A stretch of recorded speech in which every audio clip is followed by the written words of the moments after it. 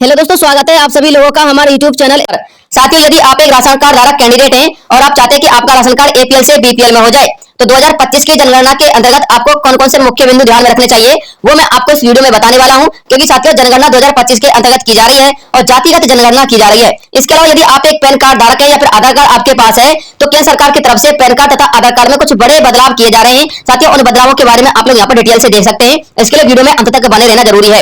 इसके अलावा यदि आप एक पेंशन धारक कैंडिडेट है, तो आपको पता होना चाहिए कि आपकी जो पेंशन है वो 1250 रुपए से 3000 रुपए तक हो जाएगी। बशर्ते आप लोगों को इसमें एक नियम को फॉलो करना होगा। अब साथियों, कौन सा नियम है, किस प्रकार से आपकी पेंशन 1250 से 3000 रुपए होगी, वो भी आपको इस वीडियो में बताऊंगा। यदि आप एक देश के किसान है या फिर राजस्थान के किसान है, तो सभी किसान भाइयों के लिए किसानों की जितनी भी योजना है, उन योजना का लाभ किस प्रकार से मिलेगा, विभाग के क्या निर्देश आए हैं, वो भी आप लोग इस वीडियो में देखना। और यदि आप चाहते हैं कि राजस्थान किसान सम्मान निधि और प्रधानमंत्री किसान सम्मान निधि योजना की जो अगली किस्त है वो आपके खाते में जल्द से जल्द ट्रांसफर कर दी जाए, और आप मुख्यमंत्री किसान सम्मान निधि योजना और प्रधानमंत्री किसान सम्मान निधि योजना की अगली किस्त की तिथि जानना चाहते हैं, तो वीडियो में अंत तक बने रहना। तो चलिए दोस्तों, वीडियो को शुरू करते हैं, एक एक स्टेप को अच्छे प्रकार से समझ लेते हैं। साथियों, सबसे पहले हम चर्चा करते हैं जनगणना 2025 में एपीएल से बीपीएल में राशन कार्ड किस प्रकार से करवा सकते हैं, इसका क्या अपडेट है। देखिए साथियों, केंद्र सरकार ने सामान्य जनगणना 2025 के साथ जातिगत जनगणना कराने के निर्देश जारी कर दिए हैं। आप लोग अमर उजाला का ये अपडेट देख सकते हैं। प्रत्येक 10 साल के अंतराल पर होती है जनगणना। जनगणना 1951 से प्रत्येक 10 साल के अंतराल पर की जाती है, लेकिन 2021 में कोरोना महामारी के कारण जनगणना टल गई थी। राष्ट्रीय जनसंख्या रजिस्टर यानी कि एनपीआर को भी अपडेट करने का काम बाकी है। अभी तक जनगणना की नई तारीख का आधिकारिक तौर पर कोई ऐलान नहीं किया गया है। सूत्रों के मुताबिक जनगणना के आंकड़े 2026 में जारी किए जाएंगे। इससे भविष्य में जनगणना का चक्र बदल जाएगा, जैसे कि 2025 से 2035 और फिर 2035 से 2035, इस प्रकार के अंतराल में आपकी भविष्य में जनगणना होती रहेंगी, यानी कि हर 10 साल के अंतराल पर। लेकिन साथियों, जो विशेष अपडेट है वो क्या है, देखिएगा।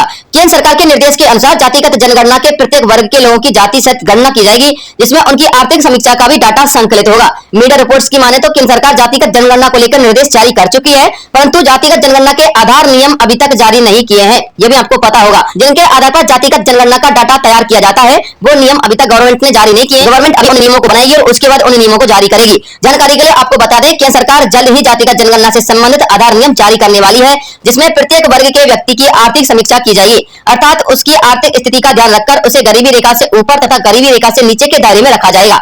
जिसके तहत एपीएल तथा बीपीएल के वर्ग के लोगों की अदला बदली की जा सकती है, अर्थात गरीबी रेखा से नीचे के लोगों को बीपीएल कैटेगरी में और गरीबी रेखा से ऊपर लोगों को एपीएल कैटेगरी में रखा जाएगा। यानी कि साथियों, आप लोग की जो आर्थिक स्थिति का सर्वे किया जाएगा, उसके आधार पर आप लोग के एपीएल से बीपीएल में राशन कार्ड आसानी से हो सकते हैं। बशर्ते आपको कुछ बातों को ध्यान में रखना चाहिए, वो मैं आपको आगे बताऊंगा। हालांकि एपीएल से बीपीएल का सर्वे जनगणना के समय ही किया जाता है, जिसमें व्यक्ति के परिवार की आर्थिक स्थिति को ध्यान में रखकर उसका सरकारी अभिलेख तैयार किया जाता है और उसी के माध्यम से व्यक्ति को तथा उसके परिवार को सरकारी योजनाओं का लाभ दिया जाता है। अब आपको ध्यान में क्या रखना है वो देखिएगा। जो व्यक्ति आर्थिक रूप से कमजोर है तथा बीपीएल श्रेणी के अंतर्गत नहीं आते हैं, उनको सभी को जातिगत जनगणना करवाते समय विभाग के कर्मचारियों के लिए अपनी आर्थिक स्थिति का सही डेटा सुपुर्द करना है। यानी कि यदि आप गरीब हैं तो उनको बताइएगा कि मैं वाकई में गरीब हूं और मेरी वार्षिक आय 50,000 रुपए से भी कम है, यानी कि मैं पर डे का खर्चा भी नहीं उठा पाता हूं, ताकि आपकी आर्थिक स्थिति का संपूर्ण विवरण विभाग के पास उपलब्ध हो और उसके अनुसार आपकी श्रेणी का चयन किया जाए। श्रेणी का चयन का मतलब है एपीएल से बीपीएल या फिर बीपीएल से एपीएल। आपको ध्यान में रखना है, जब सर्वे के लिए विभाग के कर्मचारी आपके घर पर आकर संपर्क करें तो उन्हें अपनी आर्थिक स्थिति की सही जानकारी देवें। तो ये बात आपको जरूर ध्यान में रखनी है। तो इस प्रकार से आप लोग अपना एपीएल से बीपीएल और बीपीएल से एपीएल राशन कार्ड करवा सकते हैं। बशर्ते आपको ध्यान में ये रखना है कि विभाग के लिए आपको सही आंकड़े देने हैं। यदि आप गरीब हैं तो गरीबी का आंकड़ा दीजिए कि मैं वाकई में गरीब हूं। यदि आप गरीब नहीं है तो आपको फिर एपीएल के अंतर्गत ही रखा जाएगा। इसके अलावा साथियों, कुछ बड़े अपडेट आ रहे हैं आधार कार्ड पैन कार्ड में बदलाव को लेकर। देखिए साथियों, क्या अपडेट आ रहे हैं वो देखिएगा। जिन लोगों के पास आधार कार्ड पैन कार्ड या फिर अन्य डॉक्यूमेंट है, उनमें कुछ बदलाव किए जा सकते हैं। वो साथियों क्या बदलाव है देखिए। आधार पैन में एक साथ नाम और नंबर बदलेगा। जी हाँ साथियों, 3 दिन में अपडेट होंगे डॉक्यूमेंट। देखिए दोस्तों, आप लोग पढ़ सकते हैं, Aadhaar PAN voter ID driving licence आदि के नाम में पता मोबाइल नंबर बदलवाने के लिए लोगों को अब अलग अलग दफ्तरों के चक्कर काटने की आवश्यकता नहीं है। केंद्र सरकार यूनिफाइड डिजिटल आइडेंटिटी सिस्टम लागू करने की पूर्ण तैयारी में है।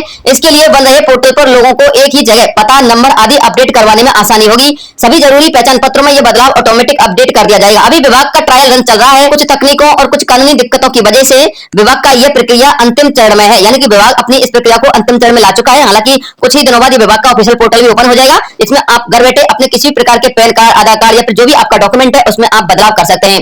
अब बात करते हैं साथियों सामाजिक सुरक्षा पेंशन योजना को लेकर बड़ी अपडेट के बारे में। देखिए साथियों, वैसे तो ये योजना विशेष योग्यजन यानी कि निःशक्त योग्यजन कैंडिडेट के लिए है। पहले आप लोग इस योजना के बारे में डिटेल देख लीजिएगा, उसके बाद मैं आपको एक एक अपडेट समझाऊंगा। योजना है मेरे लिए। देखिए क्या है, निःशक्त होने की स्थिति में 30,000 रुपए तक का पेंशन सालाना मिलेगा। जी हाँ साथियों, 30,000 रुपए तक आप लोग सालाना पेंशन उठा सकते हैं। किस प्रकार से उठा सकते हैं देखिएगा। देखिए, सामाजिक न्याय एवं अधिकारिता विभाग में यह योजना 2013 में शुरू की गई थी। इसका उद्देश्य राज्य के दिव्यांगों को वित्तीय सहायता उपलब्ध करवाना है। यह सम्मान योजना क्या होती है इसके विषय में आप लोग डिटेल देखिएगा। देखिए, राज्य सरकार की ओर से दिव्यांगों को सहायता के लिए बनाई गई यह योजना, इसमें अलग अलग कैटेगरी के दिव्यांगों को वित्तीय सहायता प्राप्त करवाई जाती है। लेकिन इसमें कौन कौन सी श्रेणी के लोग हैं, कौन कौन सी के नहीं है, वो आप लोग देख लीजिएगा। यदि आप निःशक्त जन के अंतर्गत आते हैं तो आप इस योजना का फायदा भी जरूर लीजिएगा। इस योजना में कितनी राशि मिलती है वो भी देखिए, और एक साल में कितनी वित्तीय सहायता आपको टोटल मिल जाती है वो भी देखिए। देखिए, 75 वर्ष से कम आयु के दिव्यांगों को 1150 रुपए, लेकिन ध्यान में रखना अब 1150 नहीं है, अब 1250 रुपए हो चुके हैं। अधिक आयु के यानी कि जिनकी उम्र 75 वर्ष से अधिक है उनको 1250 रुपए, इस बात को भी ध्यान में रखना। जिनको 1250 रुपए मिलते हैं उनको 2 से लेकर 3 महीने में 1500 रुपए का पेमेंट मिलेगा, ठीक है ना। यानी कि यहाँ पर भी वृद्धि हो चुकी है। और कुष्ठ रोग से विशेष योगदान से जो पीड़ित व्यक्ति है उनको 2500 रुपए, और सिलोसिस की बीमारी वाले लोगों को 1500 रुपए का यहाँ पर लाभ दिया जाता है। इसके अलावा एक साल की बात करें तो एक वर्ष में 13,800 रुपए यानी कि 30,000 रुपए तक अलग अलग कैटेगरियों में आपको सहायता प्राप्त करवाई जाती है।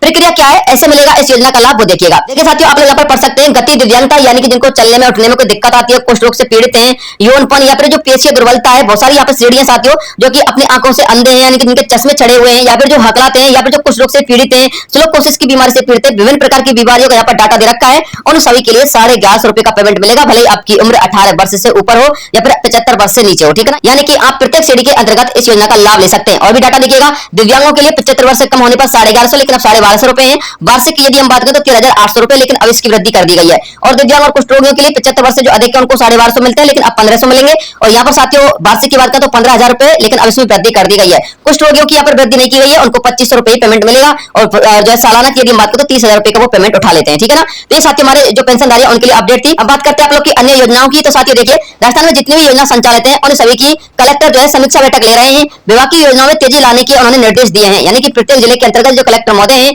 उन्होंने कहा कि विभाग की जितनी भी योजना है, जितने भी विभाग है और उनकी जितनी भी योजना है उनको धरातल के प्रत्येक व्यक्ति तक लाभ पहुंचाया जाए, और उनके निर्देश भी दे दिए हैं। साथियों, यदि आप एक किसान है और आप किसान की सभी योजनाओं का लाभ लेना चाहते हैं तो आप इस आर्टिकल को अच्छे प्रकार से पढ़िएगा।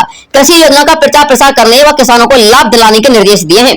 कृषि विभाग की योजनाओं की प्रगति जांचने सोजत कृषि खंड जालौर के अतिरिक्त निदेशक कृषि रामलाल जाट ने क्षेत्र का भ्रमण किया है। उन्होंने विभिन्न योजनाओं के प्रचार प्रसार और किसानों को अधिक लाभ दिलाने के निर्देश भी दिए हैं। यानी कि उन्होंने कहा कि देश के जितने भी किसान हैं या फिर राज्य के जितने भी किसान हैं और राज्य के जितने भी किसान हैं उन सभी के लिए देश प्लस राजस्थान राज्य, इन दोनों यानी कि सेंटर और स्टेट की योजनाओं को मिलाकर जितनी भी योजनाएं किसानों के लिए चलाई जा रही हैं उन सभी योजनाओं का लाभ देश के या राज्य के प्रत्येक किसान को मिलना चाहिए। और ऐसा जो है विभाग के कृषि अधिकारी ने निर्देश दिए हैं, और उन्होंने इसकी समीक्षा बैठक भी की थी, और उन्होंने किसानों के पास जाकर भ्रमण किया था और उनसे जानकारी भी ली थी कि आपको किन किन योजना का लाभ मिलता है। पूरा डिटेल साथियों आप लोग इस आर्टिकल में पढ़ लेना, ठीक है ना। अब बात करते हैं साथियों आप लोग की एक सबसे महत्वपूर्ण योजना, जो कि राजस्थान किसान सम्मान निधि योजना है। साथियों, योजना हमारे राजस्थान के सभी किसान भाइयों के लिए है। हमारे राजस्थान के जितने भी किसान भाई हैं वो राजस्थान किसान सम्मान निधि योजना की चौथी किस्त का बड़ी बेसब्री से इंतजार कर रहे हैं। तो दोस्तों आपको बताना चाहूंगा, पीएम किसान योजना के लिए फार्मर रजिस्ट्री आईडी अनिवार्य कर दी गई थी, और इसकी जो तिथि है वो 31 मई तक रखी गई है। यानी कि 31 मई तक ग्राम पंचायत स्तर पर सैचुरेशन कैंपेन का आयोजन होगा।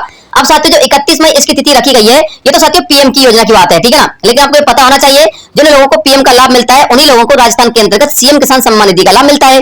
तो साथियों, राजस्थान में तो फार्मर आईडी बनाई जा चुकी है, लेकिन 31 मई तक ये जो निर्धारित की गई है तिथि, ये पीएम के लाभार्थियों के लिए जिनको 20वीं किस्त मिलेगी। परंतु साथियों आपको ध्यान में रखना है, 31 मई तक की यदि हम बात करें तो 10 मई तक जितनी भी फार्मर आईडी राजस्थान में बनाई जाएंगी उन सभी कैंडिडेट के लिए राजस्थान किसान सम्मान निधि योजना की चौथी किस्त का पैसा मिलेगा। अब कौन कौन से लोगों की आईडी बनाई जाएंगी? जिन्होंने राजस्थान में पिछले अभियानों के दौरान अपनी फार्मर आईडी नहीं बनवाई थी, क्योंकि आपको पता होना चाहिए राजस्थान में पहले ही फार्मर आईडी बनाई जा चुकी है। तो साथियों उन्होंने निर्देश दिए हैं कि 31 मई तक पीएम किसान के कैंडिडेट अपनी आईडी बनवा सकते हैं। इसके अलावा राजस्थान की यदि बात करें तो राजस्थान में 10 मई तक अपनी आईडी बनवा सकते हैं जो बकाया रह चुके हैं उनकी, ठीक है ना। उसके बाद साथियों राजस्थान के अंतर्गत चौथी किस्त का वितरण किया जाएगा। इसलिए उम्मीद लगाई जा रही है कि 15 मई के आसपास राजस्थान के जितने भी किसान हैं उन सभी के लिए किसान सम्मान निधि योजना की चौथी किस्त का वितरण कर दिया जाए। तो दोस्तों बड़ी अपडेट निकलकर सामने आ रही थी, आप लोग पूरा इसको रीड आउट कर सकते हैं। आज के लिए जो महत्वपूर्ण अपडेट थी वो मैंने आप तक पहुंचा दिया। मिलते हैं आपसे नेक्स्ट किसी अन्य वीडियो में, तब तक के लिए जय हिंद जय भारत। सब्सक्राइब करके बेल आइकन जरूर दबा देना रोजाना ऐसे इन्फॉर्मेटिव काम की खबरें देखते रहने के लिए। जय हिंद, जय भारत, वंदे मातरम।